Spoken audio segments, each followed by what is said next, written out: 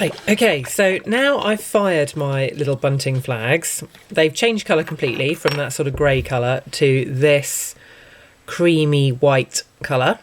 And you can see they're really hard now. They're not brittle in any way. So it's time to glaze them. So here I have some dark blue glaze.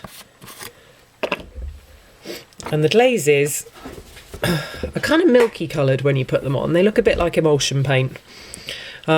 Whereas when they're actually fired, they go nice and clear and bright.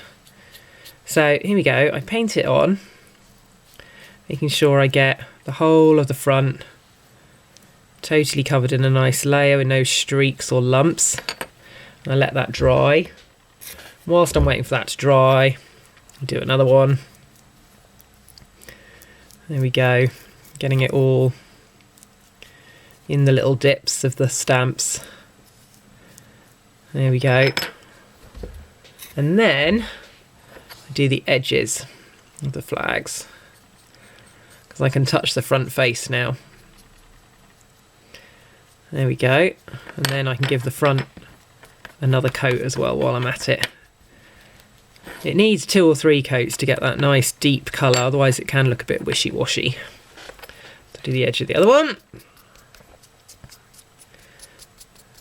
There we go. And the front of the other one.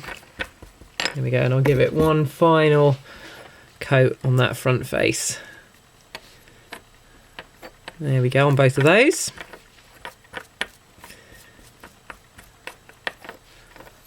Right, now then. So that will dry, and put that to one side. Now I get a damp sponge. Just wait for it to dry a little bit. There we go. Now, what I do is I wipe the glaze away from where the words are stamped. So you can see now. The words show up nicely in the glaze. They're surrounded by the colour of the clay. Okay, so now I've got my little flags with their colour on, in this case dark blue, and it's time to clear glaze them. And this is what makes them look shiny in the final product. Now clear glaze, at least the clear glaze I use, is this sort of minty green colour before it's fired.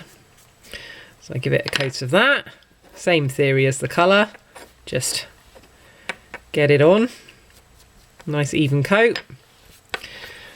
And then wait a couple of minutes so I can touch it, so I can do the edges. There we go, edges. And then the final thing I have to do before it goes in the kiln, for each thing that goes in the kiln, is I have to make sure there's no glaze on the back. You can see there's little spots of blue, and round the edges there's little bits of glaze. Those all need to be wiped off, because if they go in the kiln, they will glue themselves to the kiln shelf, and I won't be able to get my flag out. It'll be welded to the kiln shelf, and it'll have to be chipped off with a chisel, which isn't good, because it probably will break. So there we go, nice clean back, and it's ready to go in for its second firing.